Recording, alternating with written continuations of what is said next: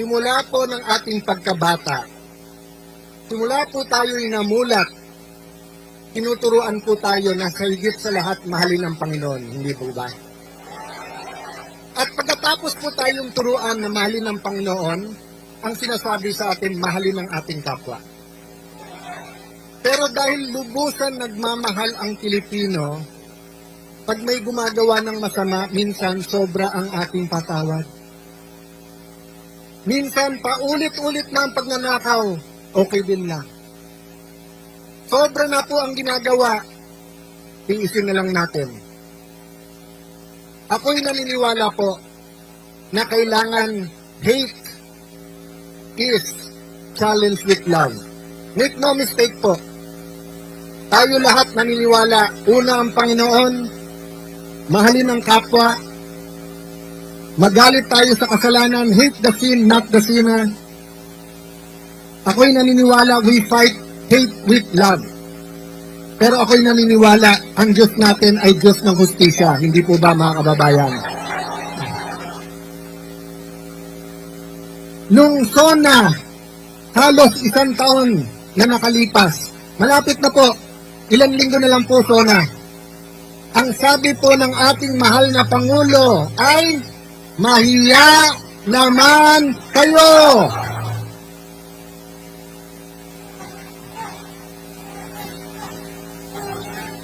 Yung iba po, yung iba ay nagkaroon ng pag-asa. Hoy, finally, after 3 years, yung bali-balita sa kalye na 20% na, 25% na, 30% na, 40% na ninanakaw, umabot na rin hanggang Malacanang ang balita. Nagkaroon po ng pag-asa ang ating mga kababayan. Kasi baka naman, dahil po siyempre, iba pag Pangulo ka, iba pag nasa taas ka. Hindi po ba? Kayo po ay napaka-bless. Bakit po? Ang isang Pilipino, pag sumulat po sa inyong tagapamahala, kahit na saan po sulok ng bansa, nakakaabot. Pag may naaapi na kapatid, nakakaabot at inaaksyonan. Pero minsan sa simpleng barangay captain, minsan sa simpleng mayor o governor, kahit po sa akin, maraming sumusulat at pasensya na. Minsan po, hindi ko natutugunan. Eh lalo pa ho ang Pangulo. Kaya nagkapag-asa tayo. At agad pumilos si Senator Lacson. Nag-privilege speech. Eh nag-hearing na si Senator Marcoleta noon. Sabi ko kay Senator Marcoleta, Sir, bawal mag-privilege speech kapag ka hini-hearing na. Dapat sa hearing. Mabait po si Senator Marcoleta. Sabi niya, aangal ba? Hindi. Baka naman makatulong sa atin. So nagkaisa kami sa minority lang. Sige, kahit na bawal ang ginagawa, kung makakatulong sa bansa, kung mahanap ang magnanakaw, kung ang kadiliman ay mabibigyan ng ilaw, okay na. Nag-speech po siya. Na-reveal yung mga ghost. Pagkatapos sinabi, 400 yung ghost, 1,000 na yung ghost. Ang daming in-expose. And then pinalitan si Senator Marcoleta. Nung pinalitan si Senator Marcoleta, ang mastermind ay senador na lang. Nawala na po lahat ng iba. Nawala na sa departamento, nawala yung secretaries, nawala yung congressman, nawala po yung napakalaking tao na kung siya po ay nagpagalaw nitong lahat.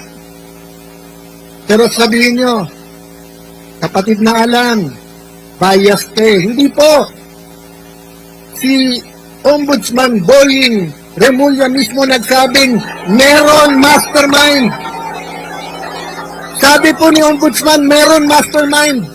Ano po ang sabi? Ano po sabi ni Senator Lacson? Walang mastermind.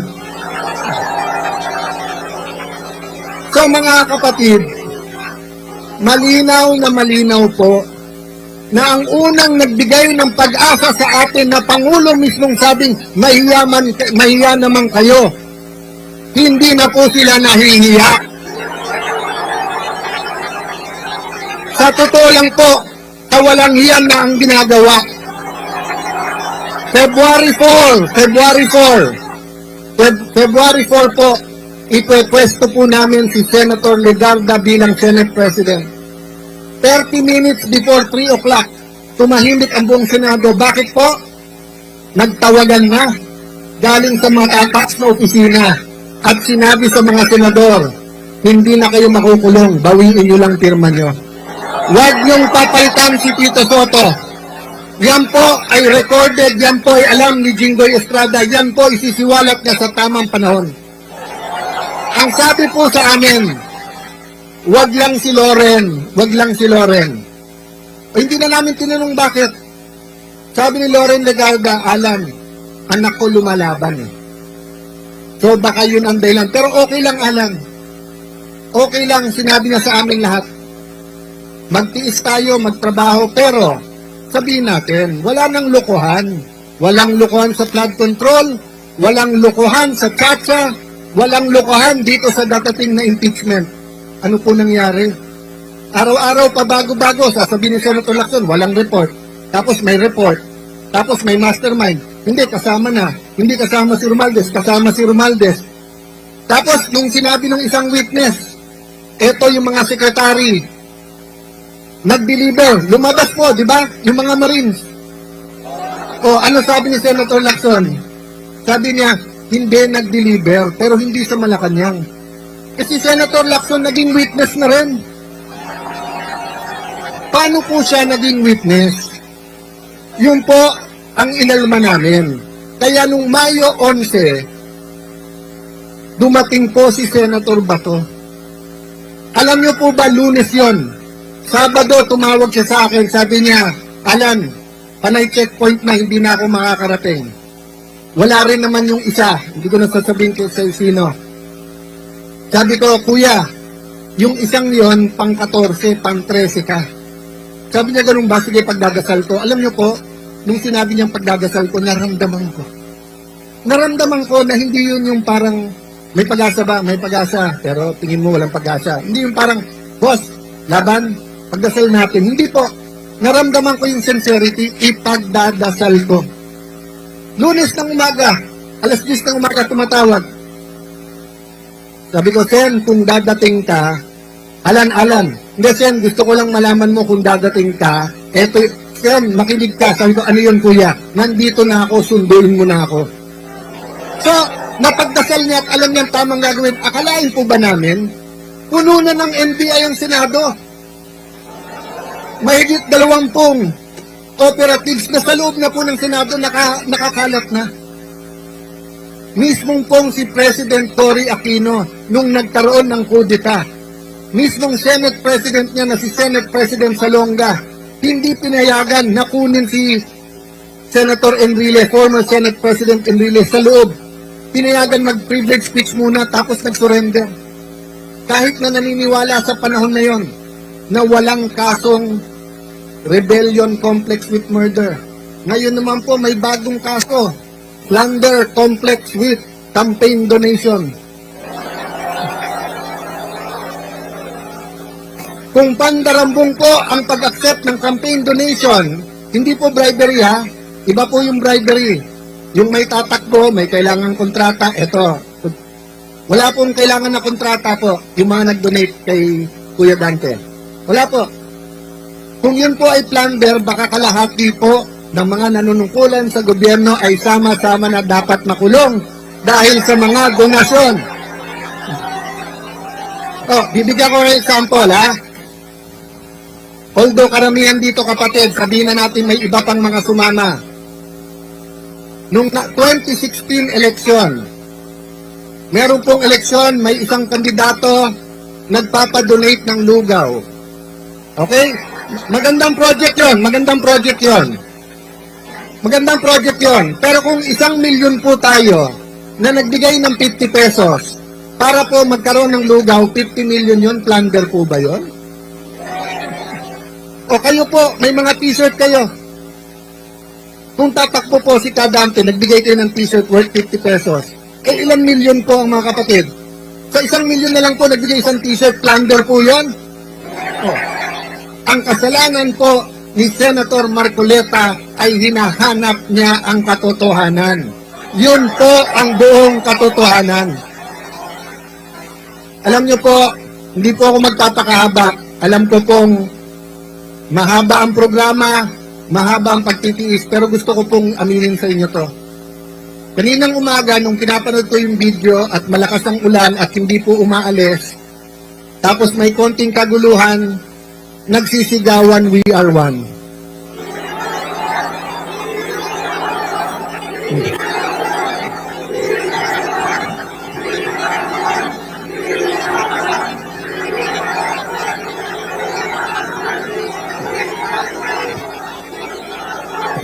Aaminin ko po sa inyo, naiiyak po ako habang pinapanood ko yung video.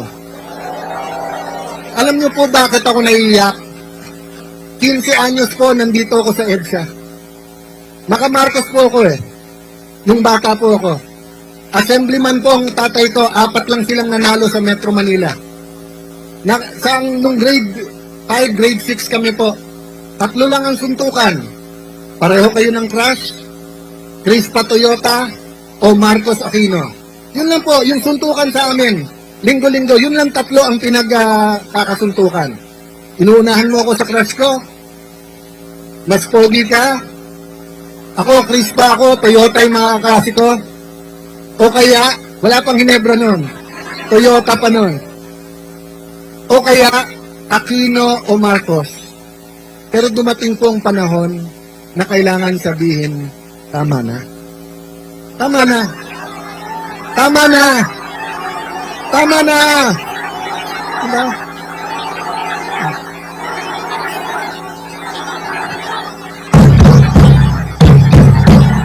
Tama na.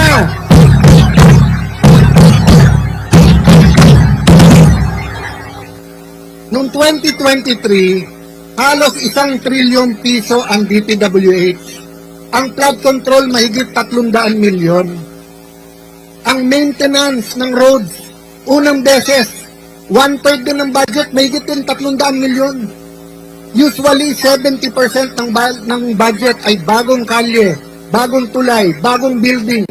First time po noong 2023. Flood control at saka maintenance. Ang maintenance po hindi pa iniimbestigahan hanggang ngayon. Hindi pa rin po natuwa, 2024, wala pa rin nagsabing tama na. Ganun na naman ang ginawa. DPWH pa lang ho yan, wala pang DOH yan, wala pang Department of Agriculture yan, wala pang BIR yan, wala pang LTO yan, walang smuggling pa yan. At lalong-lalong wala pang kita sa droga yan. Oh. Kaya nung dumating ang 25 na SONA, natuwa tayo nung sinabing maya naman kayo kasi ibig sabihin may nagsabi sa ating mahal na Pangulo, "Boss, tama na.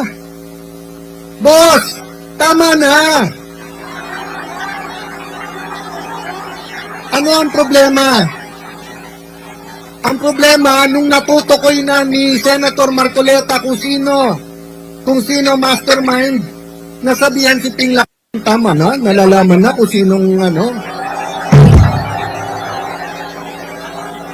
Ang problema, nung hindi na namin kinaya at pinalitan na namin si Tito Soto, may nagsabi sa Malacanang, tama na, wag niyo payagan yung mga yan makaupo. Sabi nila, tama na, litisin na. Tama na, litisin na ang ating Vice President. Nangako po kami, fair yung ating pong paglilitis. Bakit ayaw po nila isabay ang hearing ng flood control dun sa paglilitis? Selective justice. Diba? Kung sino lang po ang gusto nila. So ang ibig sabihin po, gusto natin maging malapit tayo sa hustisya. So sa malayo, ang ginagawa nila parang malapit. Pero pag tinutukan mo sa malapit, malayo. Malayo po ang ginagawa nilang hustisya. Kanina po papunta dito, we are one. Pangarap ko at dasal ko para sa atin lahat. Sana po, maging Katoliko, maging born again, maging Muslim, maging kapatid sa Iglesia ni Cristo, maging Bisaya, maging Kapampangan, Bicolano, maging bata, maging matanda, bilang Pilipino, nakasigaw tayo, we are one! We are one! We are one!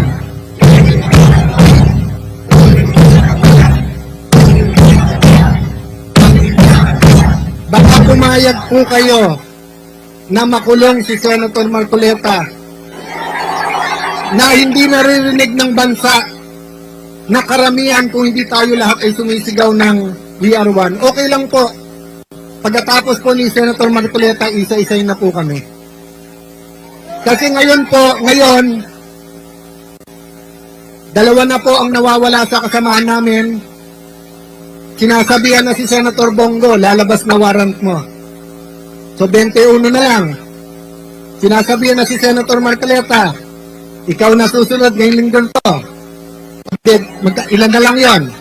4, 20 na lang. Sabi ng ombudsman, maaring 2-3 senador. 13 na po sila. So yun yung hangarin, nasa 13, pwede na nila convict ang isang impeachable na officer. Kaya, yung iba nating kasama sa EDSA noong 1986, yung pong nagsasabing laban, ay ngayon po hindi lumalaban. Bakit po? Bakit sila hindi lumalaban? Bakit sila hindi sumisigaw na we are one? Dahil gusto nila pag na-impeach ang Vice President, sila ma-appoint at sila naman ang maging Presidente. Dahil, bakit naman papayag ang Pangulo na ganun magiging Presidente? Kasi ang sabi naman ng Malacanang, sige, mag-agawan na kayo. Wala namang eleksyon Magsatsatsa naman tayo. So, lahat po to ay sa pangalan lamang ng simpleng gawain. Ang gawain ng flood control. Kung wala naman pong flood control, normal po ang ating politika. Normal po, pwede natin sabihin we are one, pero ikaw dilaw, eto puti, eto itim, eto rainbow. Pwede naman po natin sabihin magkakasama tayo Pero bakit po madugo ang labanan ngayon?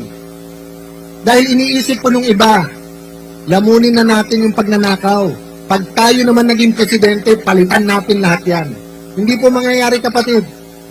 Kasi pag nadungisan ka na at kasama ka na sa cover up, wala ka ng choice. Itutuloy-tuloy mo na ang pananakit. Itutuloy-tuloy mo na yung selective justice. Baon ka na, hawak ka na nila. Yun po ang problema natin kay Kadante. Hindi natin po problema na makukulong siya. Ang problema natin, hindi siya mahawakan. Ang problema natin, hindi siya madidiktahan. Kaya mga kapatid, sana hindi kayo madiktahan. At sana po, yung mga nakikinig sa kanilang mga bahay, yung mga nanonood, pagdasal nyo po yung nangyayari ngayon. Kung may konti kayong oras at pamasahe, pumunta na rin po kayo dito dahil welcome po kayong lahat. Welcome po kayong lahat. Welcome po kayong lahat.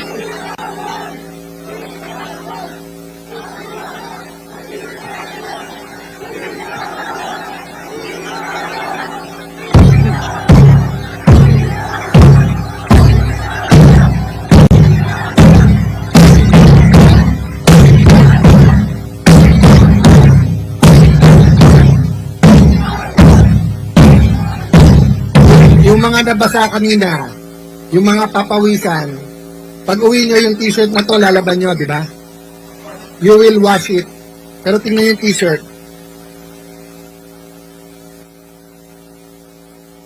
They want it washed away. Siguro last na po to. Yung mga kasing edad ko at mas matanda, hindi ko alam kung naalala nyo pa yung commercial ng 1980s.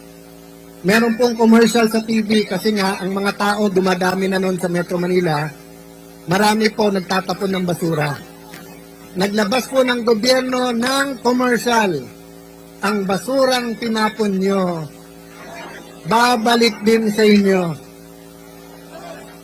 So kapag ikaw ay public official, at may desisyon ka at kwestiyon ng tao, katulad ng ginagawa nyo ngayon, katulad ng ginawa nyo sa malawakan yung rally, nung nanawagan kayo ng pagkakaisa, nanawagan kayong pakinggan kayo, dalawa lang po ang pwedeng gawin ng public official. Una, mag-reflect, makinig. O nga naman, baka tama sila. Baka nga selective justice, ayusin natin to. Pero pangalawa, double down. Double down, ibig sabihin, yung mali, lalo nilang pagpipilitan na tama. So nakita na ni Senator Lacson na nagkaloko-loko na yung Blue Ribbon Committee, inilagay pa si Erwin Tulfo.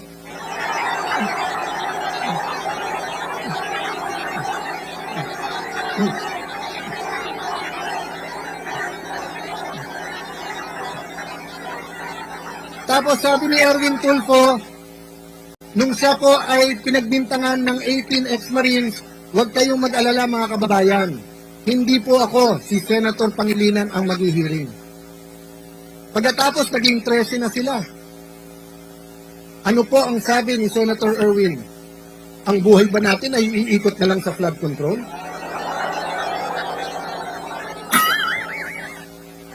Pagkatapos nung nakawin, ang mahigit 100 bilyong piso, ang trilyon-trilyong piso, sasabihan nyo kami, ang buhay ba natin iikot na lang sa investigasyon?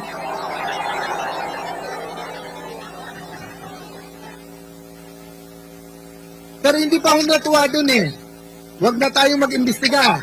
Pero lahat ng manggugulo, ikulong natin yan. Si Marcoleta ang kulit, ikulong natin yan. So, kaya po tayo nandito. Wala pong pupuntahan itong ginagawa natin. Mga kapatid, tingin niyo po ba nagbago na?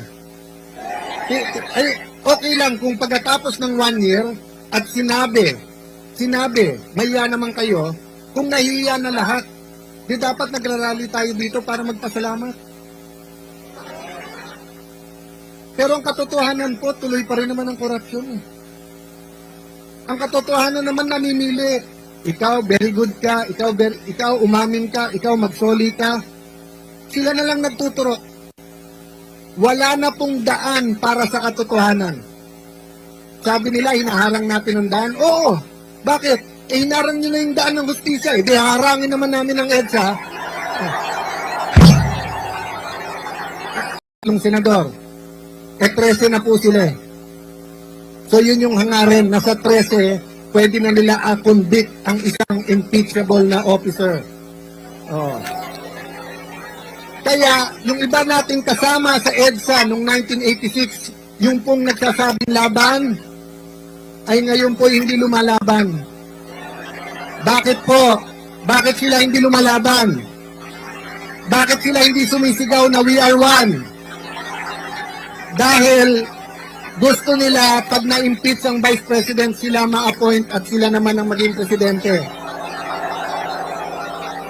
Dahil bakit naman papayag ang Pangulo na ganun magiging presidente? Kasi ang sabi naman ng Malacanang, sige, mag-agawan na kayo. Wala namang eleksyon eh. Magsatsatsa naman tayo. So, lahat po to ay sa pangalan lamang ng simpleng gawain. Ang gawain ng flood control. Kung wala naman pong flood control, normal po ang ating politika. Normal po, pwede natin sabihin we are one, pero ikaw dilaw, eto puti, eto itim, eto rainbow.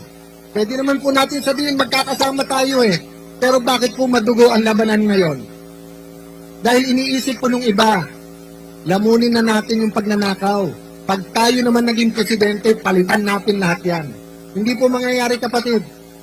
Kasi pag nadungisan ka na at kasama ka na sa cover up, wala ka ng choice, itutuloy-tuloy mo na ang pananakit.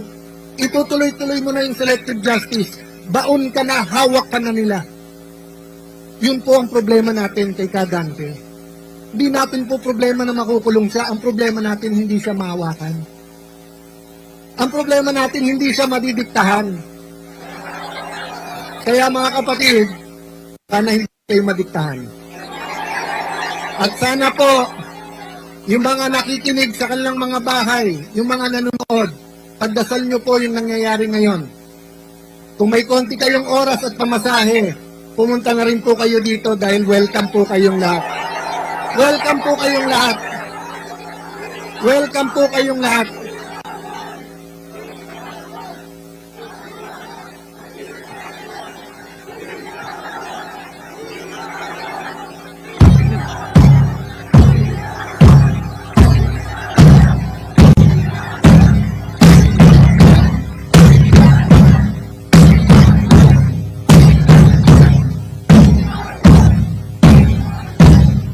Yung mga nabasa kanina, yung mga papawisan, pag uwi nyo yung t-shirt na to, lalaban nyo, di ba? You will wash it. Pero tingnan yung t-shirt.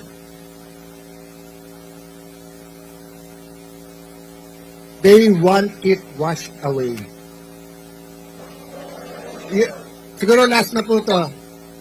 Yung mga kasing edad ko at mas matanda, hindi ko alam kung naalala nyo pa yung commercial ng 1980s. Meron pong commercial sa TV kasi nga ang mga tao dumadami na noon sa Metro Manila, marami po nagtatapon ng basura. Naglabas po ng gobyerno ng commercial, ang basurang tinapon nyo, babalik din sa inyo. So kapag ka ikaw ay public official at may desisyon ka at question ng tao, katulad ng ginagawa nyo ngayon, katulad ng ginawa nyo sa malawakan yung rally. Nung nanawagan kayo ng pagkakaisa, nanawagan kayong pakinggan kayo, dalawa lang po ang pwedeng gawin ng public official. Una, mag-reflect, makinig. O nga naman, baka tama sila. Baka nga selective justice, ayusin natin to. Pero pangalawa, double down. Double down, ibig sabihin, yung mali, lalo nilang pagpipilitan na tama. So nakita na ni Senator Lacson na nagkaloko-loko na yung Blue Ribbon Committee, inilagay pa si Erwin Tulfo.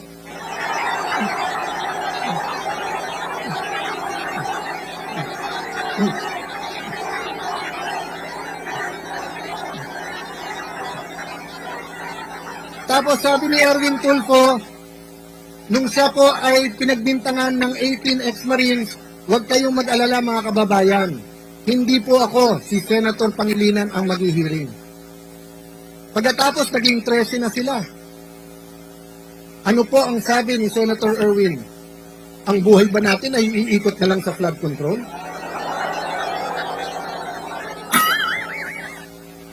Pagkatapos nung nakawin, ang mahigit 100 bilyong piso, ang trilyon-trilyong piso, sasabihan nyo kami, ang buhay ba natin iikot na lang sa investigasyon?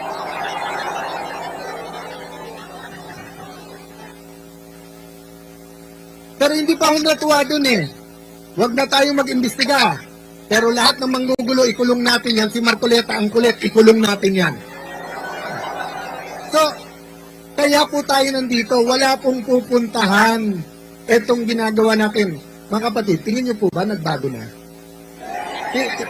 Okay lang kung pagkatapos ng 1 year at sinabi, mahiya naman kayo, kung nahiya na lahat, di dapat nagrarally tayo dito para magpasalamat.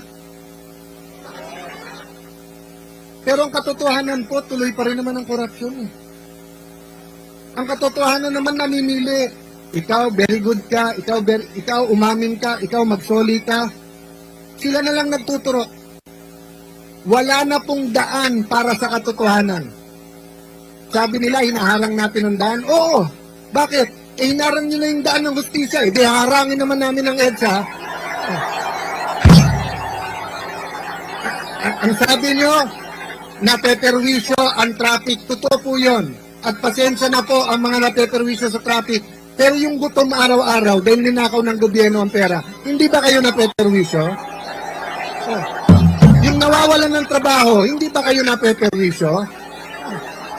Huwag nyo po kaming, iwanan ko po sa inyo mga kapatid, huwag nyo po kaming alalahanin. Si Jinggoy Estrada, si Senator Bato, si Senator Legarda na hindi nakaupong unang Senate President na babae, si Senator Amy Marcos na kung saan dapat na-enjoy niya ang pagbabalik ng Marcos sa Malacanang pero pinili ni Amy lumaban kasama natin. Si Senator Pia na ang kanyang pinaglalaban, pamilya, anak, kababaihan, Pero isipin niyo po, kung hindi pa niya sinundo yung 18 Marines, hindi pa papasukin sa Senado? Si Senator Padilla, na nilalait nila, kulang daw sa kaalaman. Pero siya po, malinis ang puso at nung sinabi nandyan ang Marines, kahit po sino humarang, hindi pwede papapasukin namin. So huwag niyo po kaming alalahanin, desidido po kami lumaban. Alalahanin niyo po inyong mga anak. Kasi kung ano tinanim natin ng 1986, kung ano tinanim natin ng 1992, kung ano tinanim natin ng 1998, EDSA 1, EDSA 2, EDSA 3 ba, naalala niyo pa? Oh. Kung ano tinanim po natin, yan ang ating anihin. So mga kapatid, yung inyong paninindigan today, peaceful rally ha? Peaceful rally po. Kanina, pagkatapos sigaw yung VR1, sumisigaw po din. Walang manggugulo, maayos lahat, di ba? Ang mga polis, mahal natin sila, ginagawa nila trabaho, pero sabi sa konstitusyon, ang pinakamataas, hindi presidente, ang pinakamataas sa isang demokrasi ay ang taong bayan. Sabi ng iba, huwag niyo idamay ang Diyos. Hindi po, nakalagay sa Constitution with the aid of the Almighty. Sabi po sa Constitution, tayo'y maka-Diyos. So mga kapatid, tuwing sisigaw kayo ng We Are One, sana maalala ng bawat Pilipino, anuman ang ating edad, anuman ang ating kakayanan, anuman ang ating trabaho, anuman ang ating sport, anuman ang ating kapansanan, anuman ang ating religion, sana dumating ang araw na lahat ng Pilipino ay pwedeng sumigaw ng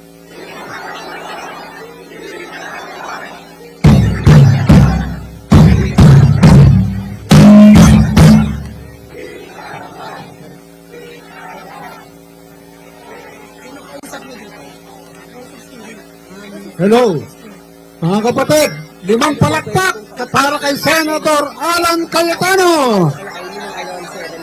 Si Carla po nasa kabilang side. Thank you very much, Senator. Wearing glasses. Si KJR po. Ano po sigaw natin?